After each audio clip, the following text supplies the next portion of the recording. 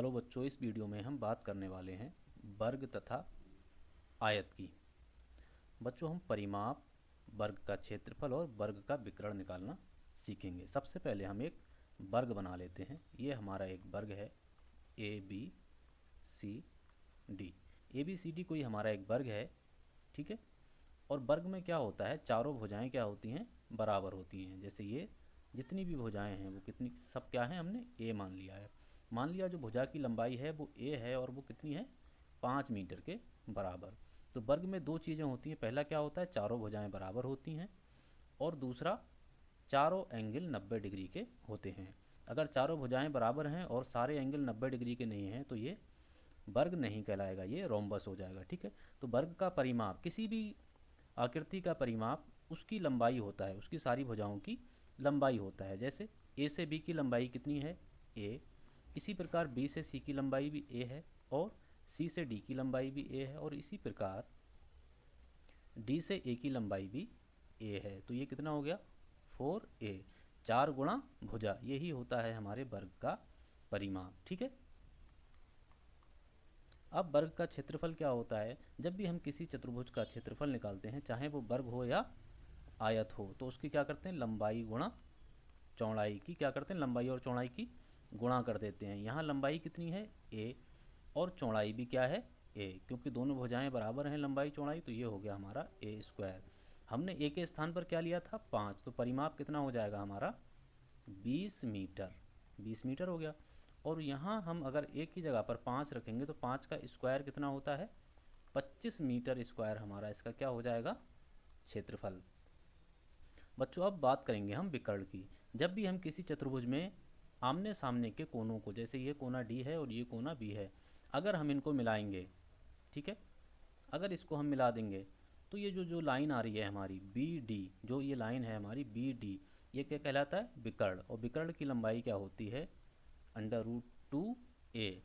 तो √2 तो है, और एक के स्थान पर हम 5 रख देंगे तो ये क्या आ जाएगा, 5√2 मीटर हमारे विकर्ण की लंबाई हो जाएगी। और किसी भी चतुर्भुज के हमेशा दो विकर्ण होते हैं, एक बी डी तो दूसरा क्या होगा, ए सी।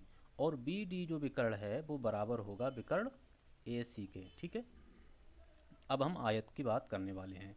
हम फिर से एक आयत बना लेते हैं। ये हमारा कोई आयत है ए बी सी और डी। लेकिन यहाँ ध्यान रखने वाली बात यह है कि इसकी लंबाई और चौड़ाई दोनों बराबर नहीं होती हैं। यदि इसकी लंबाई ए है तो चौड़ाई इसकी क्या होगी, बी होगी।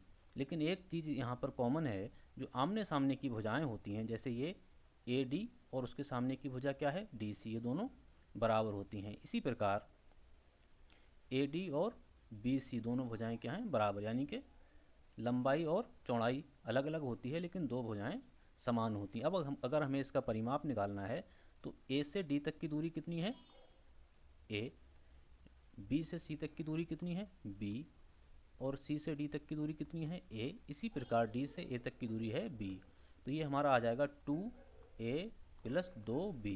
अगर हम यहाँ से 2 कॉमन निकालेंगे तो अंदर क्या बचेगा, 2a + b। ये क्या हो गया हमारा परिमाप। और ये किस में आएगा, अगर भुजाएं मीटर में दी गई हैं तो मीटर में आएगा। हम यहाँ a को मान लेते हैं 5 मीटर और b को मान लेते हैं हम 3 मीटर। तो ये कितना हो जाएगा हमारा, 2, अंदर कितना है, 5 + 3, तो 2 गुणा 5 3 8, ये हो गया हमारा 16 मीटर, ठीक है। अब क्षेत्रफल निकालने के लिए हम क्या करते हैं, लंबाई और चौड़ाई की आपस में गुणा कर देते हैं। लंबाई हमने यहाँ क्या मानी है, ए, और चौड़ाई क्या मानी है, बी।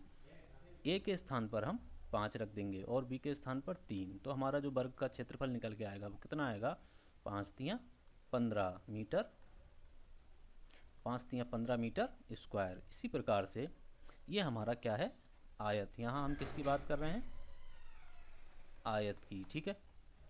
अब हमें विकर्ण निकालना है। तो जब भी हम आमने सामने के दोनों कोनों को जोड़ते हैं तो जो लाइन मिलती है वो क्या कहलाती है, विकर्ण। तो आयत के विकर्ण की जो लंबाई होती है वो बराबर होती है a² + b², या हम इसको कह सकते हैं √ लंबाई का स्क्वायर प्लस चौड़ाई का स्क्वायर। तो यहाँ पर हमने लंबाई ली है 5 का स्क्वायर और चौड़ाई ली है 3, तो 3 का स्क्वायर। तो ये हो जाएगा 5 × 5 = 25 और 3 का स्क्वायर हो जाएगा 3 तियाँ 9, 25 9 √34 मीटर, ये हमारा हो गया विकर्ण। ठीक है, इस वीडियो में यहीं तक। अगर